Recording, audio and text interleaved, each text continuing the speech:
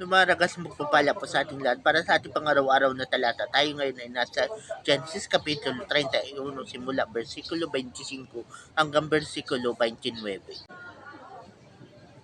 Nang dumating si Laban, si Jacob ay nakapagtayo na ng kanyang tolda sa kaburulan.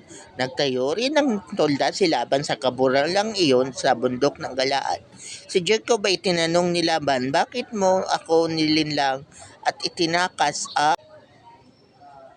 aking mga anak na parang mga bihag? Bakit mo inilihim sa akin ang iyong pag-alis?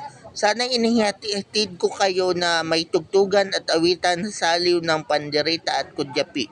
Hindi mo man lamang ako binigyan ng pagkakataong magkal ng aking mga anak at mga apo bago sila umalis.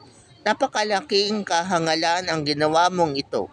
Kung sa bagay, kaya kitang saktan, ngunit hindi ko iyon gagawin. Sinuswerte ka, sapagkat kagabi sinabi sa akin ng Diyos ng inyong awa na huwag kitang aanuhin sa anumang paraan."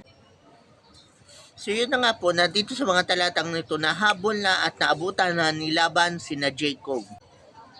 Ngunit dahil winarningan na ng Diyos si Laban na wag saktan si Jacob, si Laban ay sinermonan na lamang niya si Jacob sa halip na saktan.